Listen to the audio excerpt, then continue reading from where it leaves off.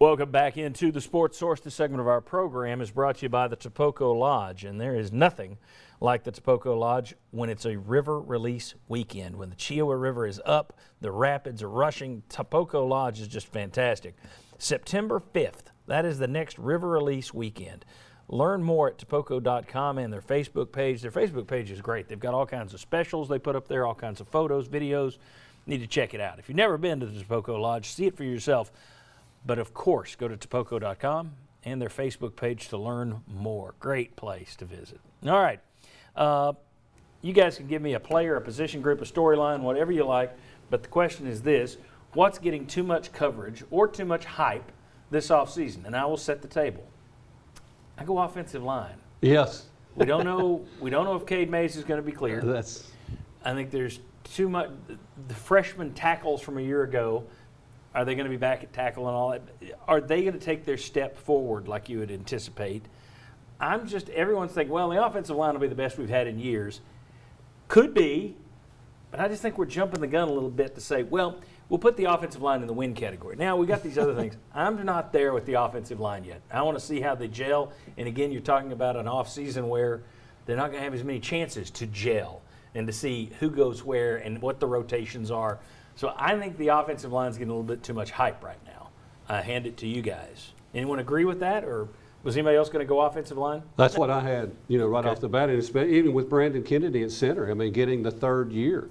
And what kind of season is he going to have? And you touched on all of the things, John, and we've been through this before with different personnel, maybe not quite as good. Boy, the offensive line is going to be a strong suit. We can count on that.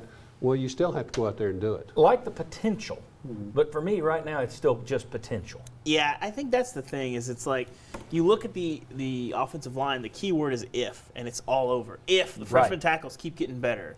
If Trey Smith can stay healthy for the whole year. If Brandon Kennedy can also stay healthy. He's had a ton of injuries. If Cade Mays is eligible. All those ifs roll your way, yeah, Tennessee's going to have probably one of the 5 best offensive lines in college football. If a couple of those ifs don't go your way, it can get a little dicey. Yeah. If, God forbid you have just a terrible run of luck, your tackles regress. Yeah. Trey Smith, he has another recurrence. Cade Mays, for whatever reason, isn't eligible. Brandon Kennedy has another injury. Yeah. You're looking like the 2018 line. You're playing a ton of freshmen who don't really know what they're doing, and you don't have an SEC caliber line. So the potential's there. It's just there's a lot of ifs there. What area were you going to say is most high? I don't think there's anywhere where I'm like people are overrating it. I think just the offensive line with all the questions there. I think people are just assuming because I think everything looks good there. You'd think you'd progress.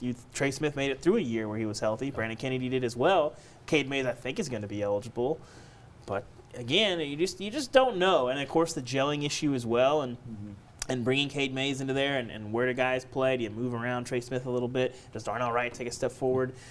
Hard to know that when you don't have a spring, you don't have a fall. Everybody's dealing with that, but especially for a group that has to gel like that, I think is a problem. So you're saying, I asked you this question. You knew the question, and you still don't have an answer. No, I think it is offensive line. Oh, you do? It is offensive line. Yeah, okay. I don't think there's anywhere that jumps out to me as like, oh, people are getting way too far ahead of themselves. Okay. I thought I might get a little blowback on the offensive line. Everybody else seems to agree. No, that's Vince, what was your overhyped area? The offensive line is good, but I went different. And mine is that freshmen can't contribute early on, especially because of COVID-19 and the lack of practice time that they've had. Jeremy Pruitt has shown that he will play freshman. He played 18 last year, 5 played every single game, bunch of starts, I think 153 games played. Now, yes, you feel like the roster's in a better situation, so maybe they won't need to rely on the freshmen quite as much, but Jeremy Pruitt came from Alabama. And Alabama, if you are a star freshman, they will play you. If you're better and more talented, he has shown and Alabama has shown those players will play. And I think they have a few of those guys that could potentially be able to play. So the whole freshman can't play, especially because of COVID. I still think that those players are going to find a way to rise above the players that are there. So that freshman narrative would be mine. Yeah, receivers and linebackers. Right. Mm-hmm. Yeah, and pass rushers. Yeah. Mm-hmm. And could you say the quarterback position, has it gotten too much hype on who's coming in and who's there? I had that second on the list. It's going to be interesting to see how quickly the freshmen get up. Last year they played them early. You lost your 2 first games too. You lost to Georgia State. and then you lost to, I'm not saying that was all on the freshmen by any stretch, Right. but then you lost to BYU. This year, I don't think you're going to have the Charlottes and the Furmans to beat around with before you start going. It'll be interesting to see how many freshmen, if it does wind up to where you're only playing big boys, even in other Power 5 teams or just SEC foes early in the season, does that impact him at all in terms of throwing the freshmen out there as opposed to throwing them out there in the opener against Charlotte? And every time Pruitt's been asked about that point, that narrative, he said, no, we've been able to teach them football through the virtual meetings. And maybe he's just saying that because he doesn't want to throw any of them under the bus and keep the hopes alive.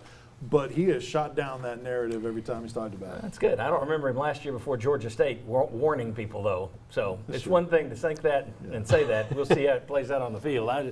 But that's going to play the same for everybody. Freshman's going to play. Right. It does lean on how good your coaching staff is. But everybody's going to be probably in the same boat if the schedule goes as haywire as I think it will, that you're probably going to have to throw freshmen in against division foes, against conference foes, sooner than you would like. And whether it's lack of preparation for your players or COVID-19 positive tests, you might need to rely on a more expanded roster. So maybe that's another reason why freshmen get on the field. Yeah, if half your team's quarantined, you don't have a choice. Yeah, exactly. All right. When we come back, what's the most underrated storyline? What needs more coverage? What needs to be talked about more? What isn't getting the hype it deserves? We'll discuss. Come on back on the Sports One.